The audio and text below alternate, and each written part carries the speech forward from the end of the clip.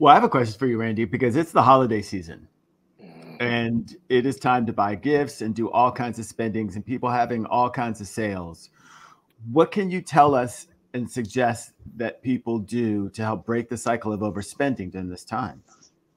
You know, when I help my clients create what is called a spending plan, because I want them to be able to figure out how they're going to allocate their finances. When it comes to Christmas, I said, or the holiday season, depending on what you celebrate, set a limit. Think about first, make a list of who do you want to, give some type of gift. And I think a lot of times we think gifts have to be a material thing.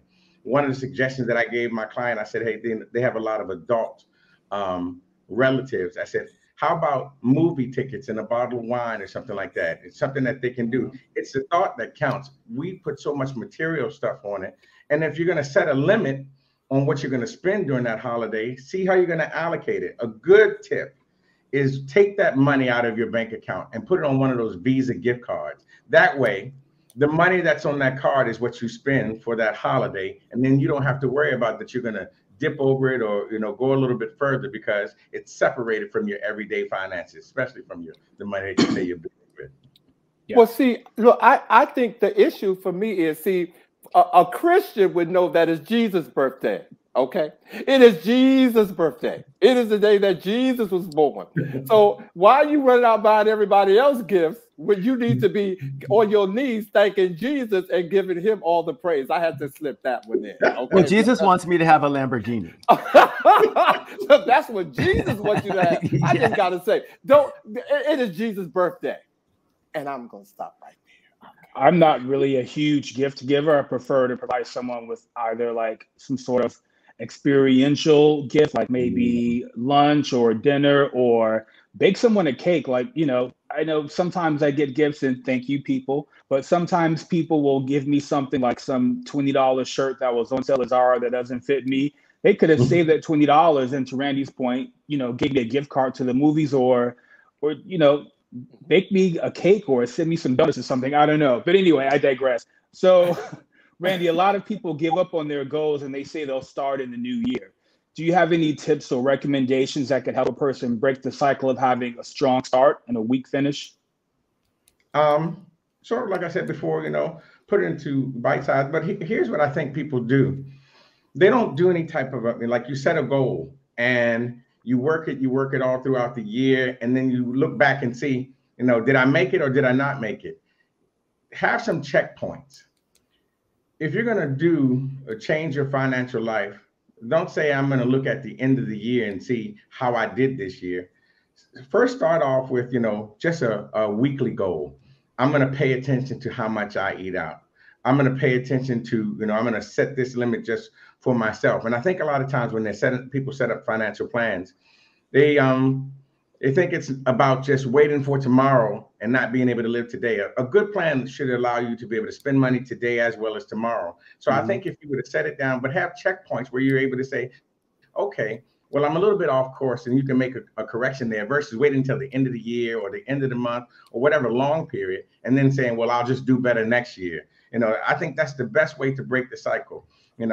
Set a goal, measure it, adjust it, set the new goal, measure it, adjust it, as they would say, rinse and repeat, and just keep doing that. And I think people have better success that way. Yeah. I want to jump back to spending and for the holidays. And Michelle asked a question, or made a statement. She said, give them stock.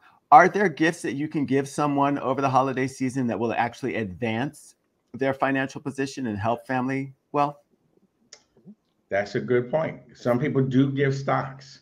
Some people do put money in, kids' education, 529 plans or something like that. If you have a brother or sister that has kids or nieces or something.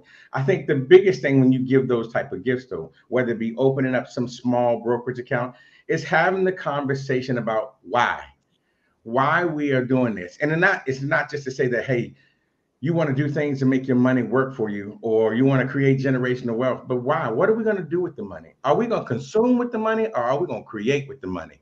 Having some why behind that. And so then the person that you're giving the gift to, knows the purpose, not just, hey, I own, a couple of shares of this company or that company. So put some purpose behind it before you talk about the profit of it.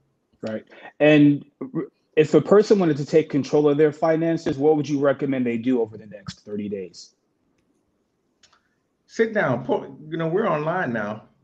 Go online and pull down your bank statement for the last 3 months. And just, there are applications out there like mint.com. That's a good thing that I use. You need a budget. There are a number of them out there that you can do that can aggregate all your transactions.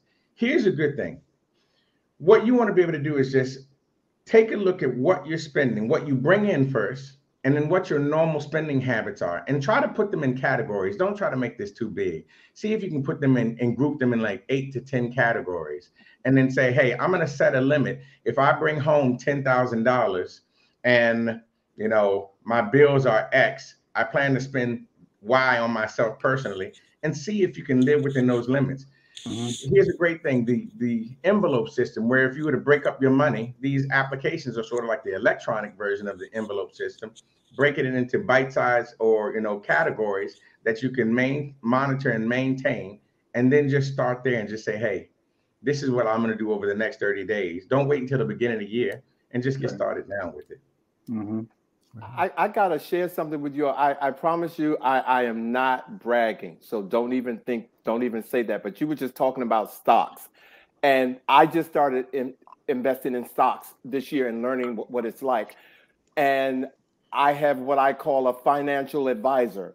And unbeknownst to me, as a gift, he had set a goal for all the people when he reached a certain plateau in all of his stock building, that he would give a stock to all the people that have followed him and that he have given advice to, and they followed his advice.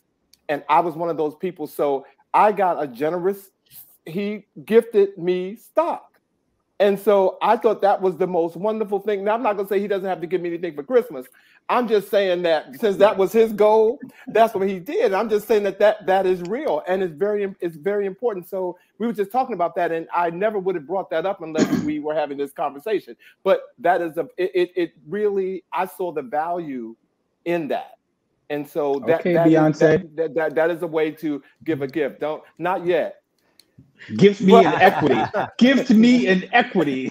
Not yet. Give me ownership or give me death. But Randy, you talked about a budget earlier, or better yet, a spending plan. Mm-hmm. Some people feel like that's restrictive. And shouldn't people be able to enjoy life without always having to watch every dime or pinch every penny? Well, I think somewhere it got lost that paying attention to your money was bad. And when I tell people, I said, what we're going to do is set up a spending plan.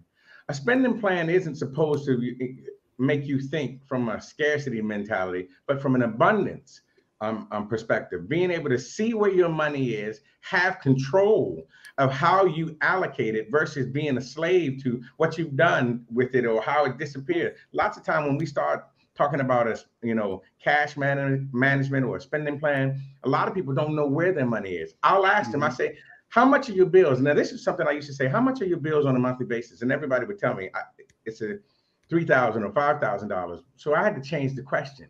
I said, how much does your lifestyle cost on a monthly basis? And most people lean back and go, Randy? I don't know. Most people don't want to be lost with their money. They want to know where it is. So truly a spending plan should create a sense of abundance, and you're in control of everything that you have, and you get to say where it goes. And that's what a spending plan does versus a budget says, how much money do I need to pay these bills? That's sort of reactive. We want to be proactive and be in control.